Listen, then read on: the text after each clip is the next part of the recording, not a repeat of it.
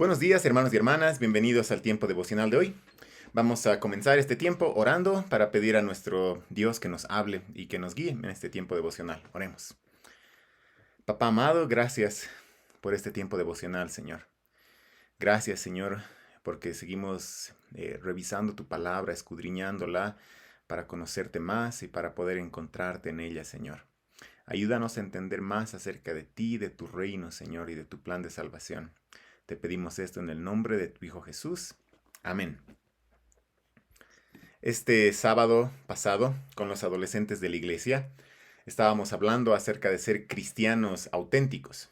Y al conversar acerca de este tema, hablábamos acerca de los diferentes productos falsificados. Productos que de lejos parecen originales. Por ejemplo, los adolescentes hablaban de dos piezas de Lego, una original y una falsificación, que a cierta distancia pueden parecer exactamente iguales. Y ocurre algo similar con todos aquellos que se identifican como cristianos. Aunque algunos no lo sean, de lejos, todos parecen iguales. En los tiempos de Jesús había grandes multitudes de judíos que lo seguían. En el capítulo 13 de Mateo, en el que nos encontramos ahora, Mateo comenzó este capítulo diciendo lo siguiente, en el verso 1 y 2 de este capítulo. Ese mismo día salió Jesús de la casa y se sentó a la orilla del mar, y se congregaron junto a él grandes multitudes. Grandes multitudes. De esas grandes multitudes de judíos que estaban siguiendo a Jesús, ¿cuántos realmente reconocían que él era el tan esperado Mesías? ¿Cuántos veían en Jesús el Rey prometido por las Escrituras? Estas grandes multitudes, tantas personas, de lejos, todos parecían iguales, pero ¿cuántos realmente estaban respondiendo en fe al Mesías? Justamente de este tema trata la parábola de la cizaña. En el capítulo 13 de Mateo estamos ya comenzando a ver varias parábolas. Y ahora nos toca ver esta parábola, la parábola de la cizaña, que se encuentra en Mateo 13, los versos del 24 al 30. Entonces vamos a leer Mateo 13, 24 al 30. La palabra de Dios dice así. Jesús les contó otra parábola. El reino de los cielos puede compararse a un hombre que sembró buena semilla en su campo. Pero mientras los hombres dormían, vino su enemigo y sembró cizaña entre el trigo y se fue. Cuando el trigo brotó y produjo grano, entonces apareció también la cizaña. Y los siervos del dueño fueron y le dijeron, Señor, ¿no sembró usted buena semilla en su campo? ¿Cómo pues tiene cizaña? Él les dijo, un enemigo ha hecho esto. Y los siervos le dijeron, ¿quiere usted que vayamos y la recojamos? Pero él dijo, no, no sea que al recoger la cizaña arranquen el trigo junto con ella. Dejen que ambos crezcan juntos hasta la cosecha. Y al tiempo de la cosecha diré a los segadores, recojan primero la cizaña y átenla en manojos para quemarla, pero al trigo, recójanlo en mi granero. La cizaña es una planta muy parecida al trigo, que según lo que leí en un artículo en internet, tiene una similitud tan grande al trigo que suele denominársela como falso trigo. Y dice que este falso trigo, esta cizaña, es además algo tóxico. Esta cizaña dice que tiene un hongo que crece en ella que produce una toxina que no debe ser consumida. Entonces, ¿qué quiere ilustrar Jesús al hablar de este falso trigo, de esta planta tóxica que está mezclada con el trigo? ¿Qué quiere ilustrar Jesús? Además, con el tiempo de la siega, cuando la cizaña es recogida y es quemada, mientras que el trigo es recogido y preservado en el granero. De entre las grandes multitudes que parecían seguir a Jesús, grandes multitudes de las que comenzó a hablar este capítulo 13, Todos parecían ser trigo. Todos parecían ser seguidores del Mesías.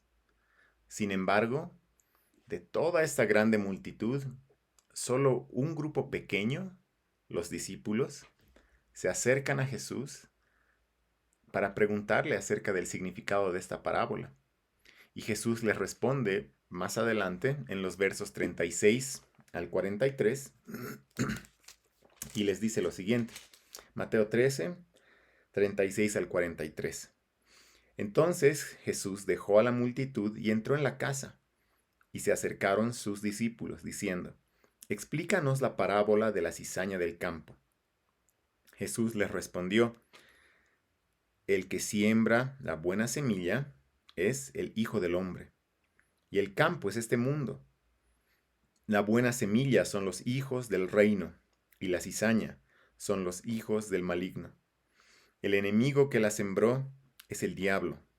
La siega es el fin del mundo, y los segadores son los ángeles.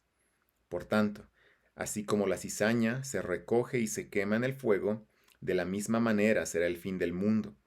El Hijo del Hombre enviará a sus ángeles y recogerán de su reino a todos los que son piedra de tropiezo y a los que hacen iniquidad. Y los echará en el horno de fuego. Allí será el llanto y el crujir de dientes. Entonces los justos resplandecerán como el sol en el reino de su Padre. El que tiene oídos, que oiga. Al ver la interpretación de esta parábola y en general de todas las parábolas que vamos a ir viendo en este capítulo 13, es importante entender que cada parábola tiene un punto central. Entonces, uno no puede interpretar alegóricamente cada uno de los elementos de la parábola. Y en esta parábola tenemos la interpretación de Jesús, que según él, el punto central de esta enseñanza es la distinción entre el trigo y la cizaña, que parecen iguales, crecen juntos, pero son separados en el tiempo de la cosecha. Según Jesús, el reino de los cielos es así.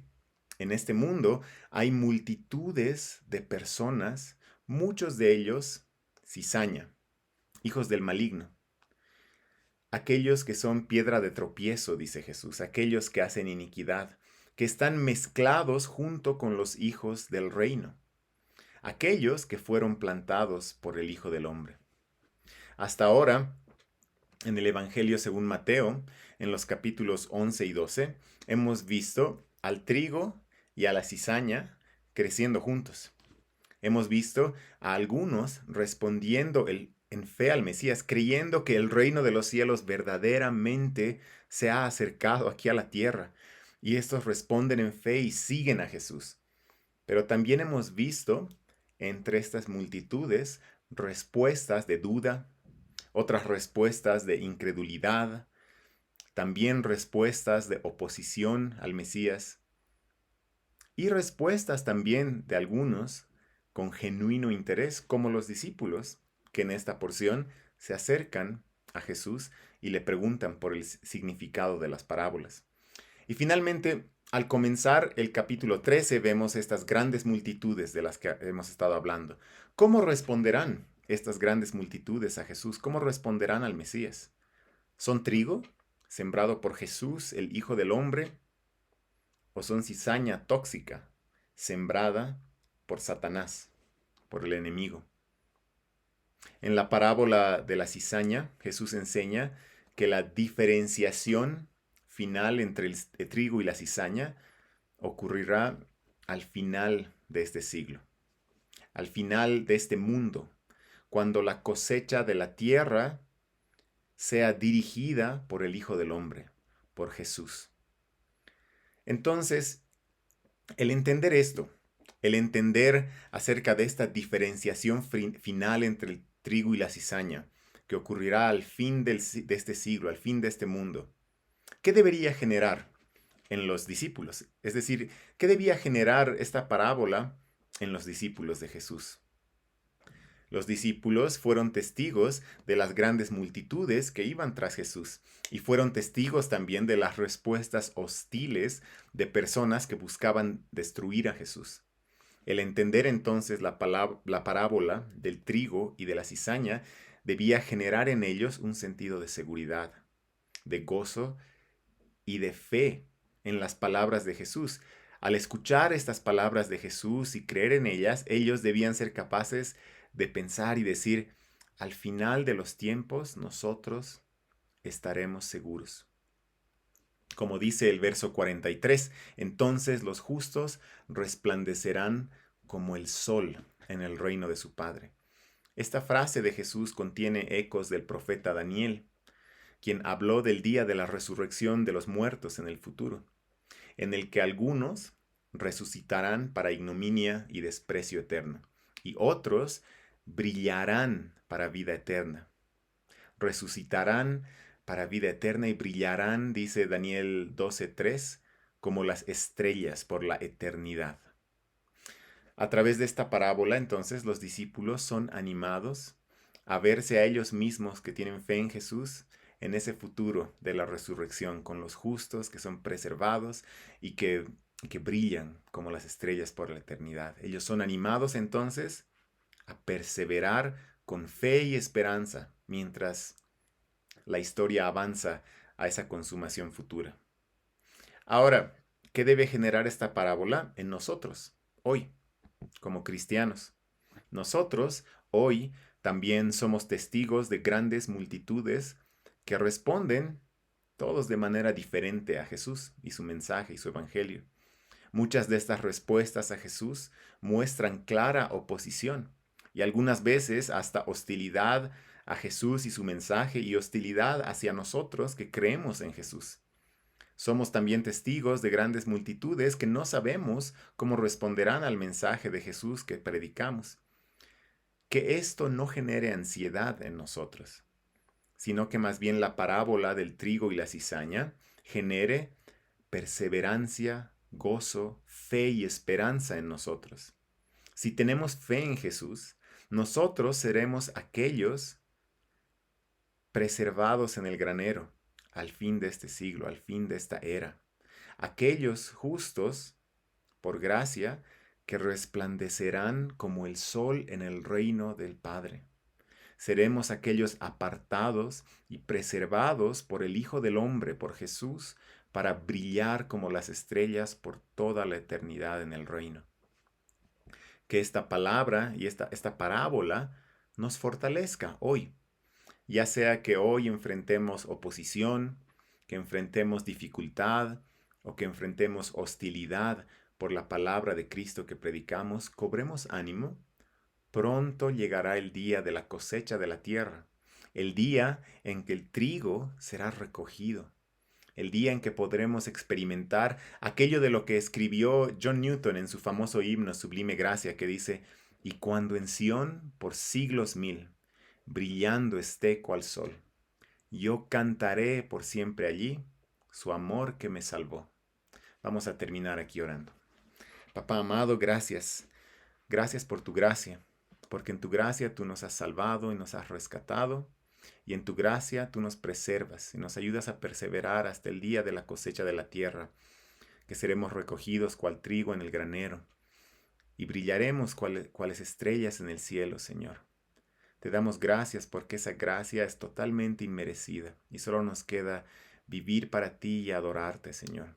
Ayúdanos a perseverar, a vivir con gozo y a esperar aquel día con esperanza. Te pedimos esto en el nombre de tu Hijo Jesús. Amén. Hermanos y hermanas, que el Señor los bendiga, que tengan un muy buen día.